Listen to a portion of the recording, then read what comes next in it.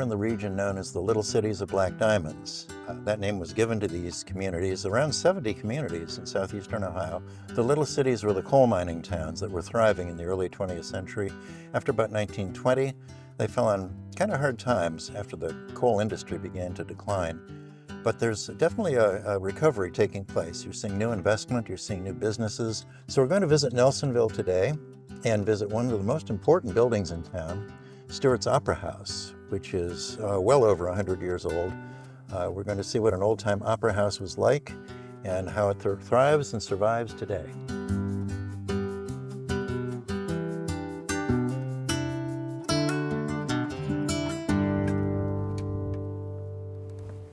Hello, Melissa. Hello, how are you? Welcome to Stewart's Opera House. Thanks so much. I'm glad to see it and glad to be here. Thanks so much for inviting us. Absolutely. This is quite a space. It is quite a space. So you are standing in the grand lobby of Stewart's Opera House. This space is a multi-purpose space, lobbies for shows that happen in the Opera House, as well as weddings and other community events. So this is a new space, but it's a very historic building. It's a very historic building. Stewart's Opera House was built by George Stewart, who prior to building the Opera House ran a showboat on the canal system here in southeast Ohio. His showboat sank up in the Erie Canal.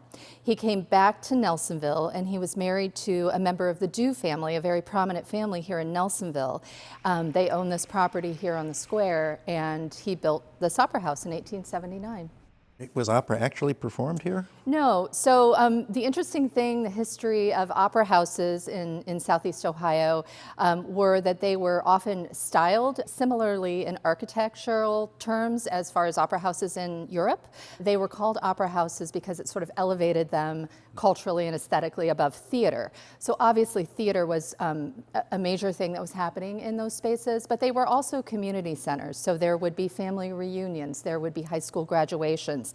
There was even a boxing match that happened up in Stewart's Opera House. Well, and Nelsonville is lucky to have its opera house. So many communities have lost them. You're right. But fortunately, you have yours. We do. It opened in 1879, ran until about 1924. What was happening at that time was the rise in motion pictures.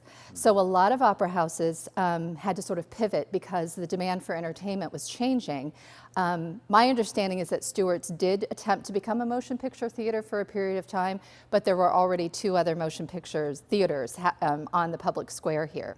So it closed its doors in 1924, and literally the owners locked the door and walked away, leaving everything in that space, which is on the second floor right above us. And how long did it sit unused? It sat unused until the mid-70s. So that's a long time for a community to be disconnected from, one of the biggest buildings on their public square. A small group of citizens in Nelsonville recognized its value. The decision was made to form a nonprofit around the theatrical history that was preserved, and also to open it up as a venue, a performing venue, which they finally did in the late 70s. I'm glad to learn so much about the building, but I imagine there's more. Absolutely. Follow me. Okay.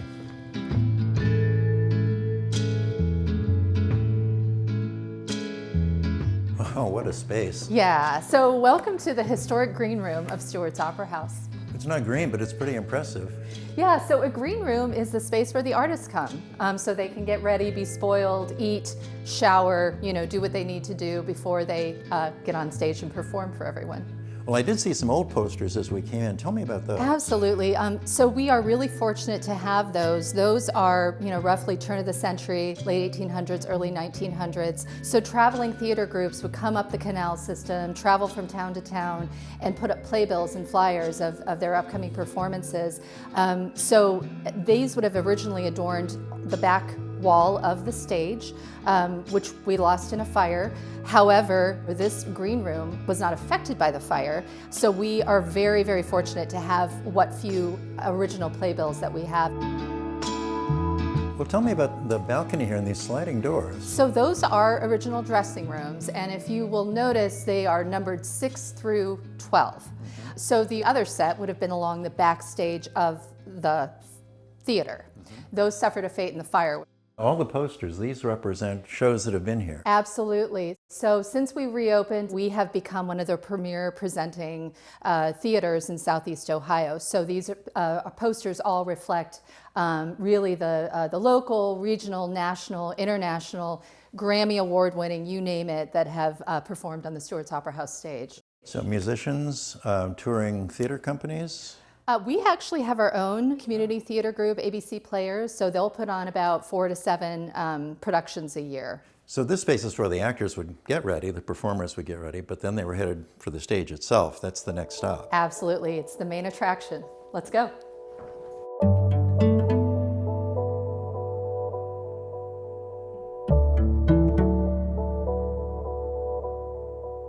This is looking familiar. I had a brief acting career in high school and college, and that feeling of when you get on stage is, there's nothing quite like it. There's nothing quite like it, is it?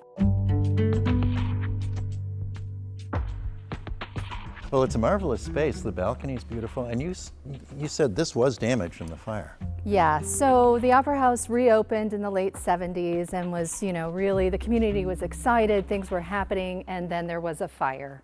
And the fire destroyed the stage that we're standing on now, the box seats, and the house floor. We still have the original fixed seating that you see here because it had been removed for restoration. We were very fortunate to preserve that aspect of history.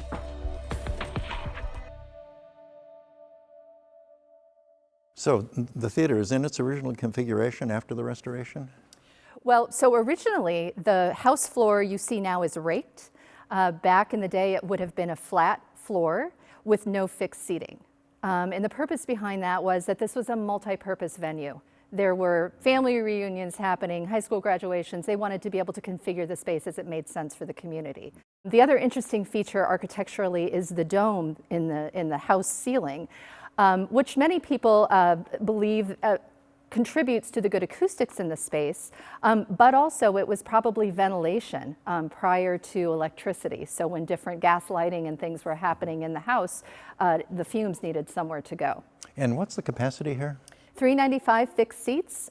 We set up folding chairs in the back, and a full sold-out show is about 450. So it's safe to say you're on a reasonably sound financial footing. You always wonder about historic places like this. We are very fortunate to have a very dedicated membership base, local foundations that support us, as well as rental activities that we have. Also, the Nelsonville Music Festival is a multi-day outdoor music festival that Stewart's Opera House produces, and that has also been financially very important. So clearly you're a big part of the community. Why is it important for something like this to get preserved for a community like Nelsonville?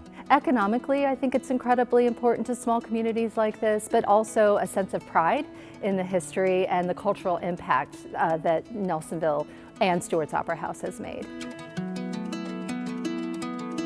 So in addition to this, we have an arts education center and a dynamic arts education program that is accessible and oftentimes free to participate for the students and the youth of our community. And it's a way to get them back into the Opera House along with their families. We always tell the community, this is your Opera House, this is your space, and we do everything we can to enable them to use it. Well, it's good to know, that a place like this does have an economic base that makes sense for the community, that enables it to continue in operation. And I do want to thank you for a wonderful tour. It's Absolutely. been really Thank you terrific. so much for being here. Glad to be here.